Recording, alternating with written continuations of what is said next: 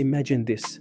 The stock of a world-class multi-billion-dollar company just dropped by 50, 60, or even 80%.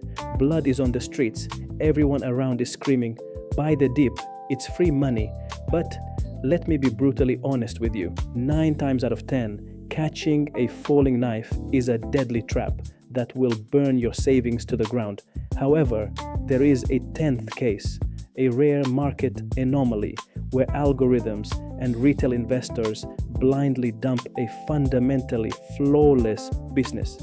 Today, I'm giving you my exact step-by-step system to find these diamonds in the rough. We'll learn how to separate the trash from the treasure using the exact methodologies that institutional funds rely on, so you can build wealth while the rest of the market is losing its mind. Step 1. Checking the business armor. When a chart falls off a cliff, the media narrative instantly turns toxic. A new technology drops or earnings miss by a fraction, and suddenly a giant corporation is labeled doomed. But professionals ignore the headlines. They read the business model. We are looking for an economic moat, a competitive advantage so deep that a temporary crisis cannot destroy it. If a company provides critical software to the world's biggest banks, those clients cannot simply cancel their contracts overnight. The switching costs are too chaotic and incredibly expensive. The business is fully operational, only the stock price is sick. Let's look at a real-world example. Adobe, the undisputed king of digital creation.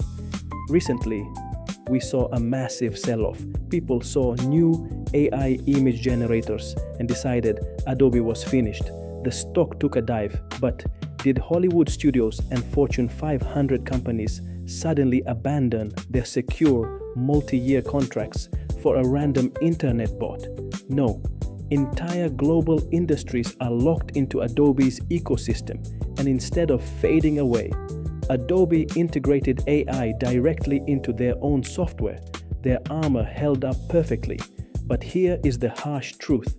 A great company can still be a terrible investment if you pay the wrong price for it. To make real money, we need a mathematical advantage, and I'm going to show you exactly how we calculate that right after this. Welcome back. Step 2 is what professionals call growth at a reasonable price, or GARP. You know the main secret of wealthy investors? They buy premium assets on sale.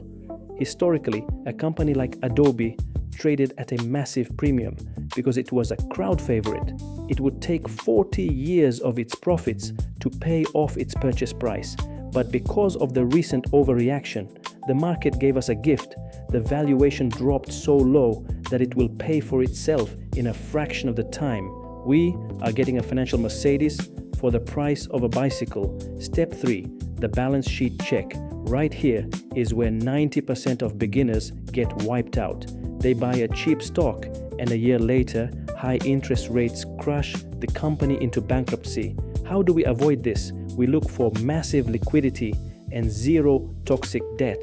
Going back to Adobe, during the drop, they were sitting on billions of dollars in capital reserves and generating massive free cash flow every single quarter. Imagine a guy who has $1 million in his safe, but his credit card bill is only $10. Can he go bankrupt? The chance is mathematically zero. This is our ultimate safety net. Step 4, the smart entry. Inside my personal 40-40-10-10 portfolio architecture, an asset like this perfectly fits the 40% aggressive core growth sector. But we don't just blindly hit the buy button and hope for the best. That is gambling. We apply smart money concepts. By analyzing the clean price action, we look for institutional order blocks, specific zones where big banks left their massive buy orders in the past. We don't guess, we wait patiently for the price to drop into these high probability liquidity pools. So, we have a great foundation, a huge discount, zero bankruptcy risk, and we hit our target zone. Should you put 100% of your money into this stock right now? Absolutely not. That is financial suicide. The market can stay irrational longer than you can stay solvent. To protect our capital, we use the ultimate weapon, the staircase strategy. I'll break down exactly how it works in a second. Step 5. The staircase strategy. We never go all in with one click. We divide our capital into 3 strategic parts. Tier 1 is the scout. We allocate 30% of our money and enter right now at the first institutional order block. The valuation is already a joke, and we need to get our foot in the door. If the stock instantly reverses and flies to the moon, we are in the game. We completely eliminate the fear of missing out because our position is secured. But what if the downward trend continues? That's where Tier 2, the safety net, comes in. We allocate 40% and place limit buy orders even lower at the next major support zone. We literally want the stock to drop more. If the market has another day of hysteria, our orders trigger automatically. We acquire the asset incredibly cheap, aggressively lowering our average entry price. Finally, Tier 3, the deep reserve. We keep the last 30% in cash on the sidelines. We only deploy this if there is a black swan global market event. What are we doing here? We aren't trying to catch the absolute bottom because no one can predict that. We are building a fortress. If the company simply survives the turbulence and returns to its normal operations, our perfectly average entry price guarantees a massive, outsized return. We risk pennies to make dollars. Remember, the best deals of the decade are always made when the charts look terrifying, but the company's financials are rock solid. But listen carefully, there is a deadly trap here.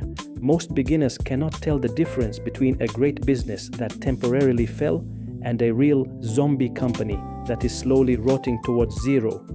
They both have crashing charts, but one makes you rich and the other wipes out your account. This is called a value trap.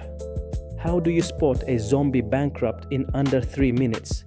I've made a simple step-by-step guide to protect your money. Click on this video right here and let's keep building your financial safety.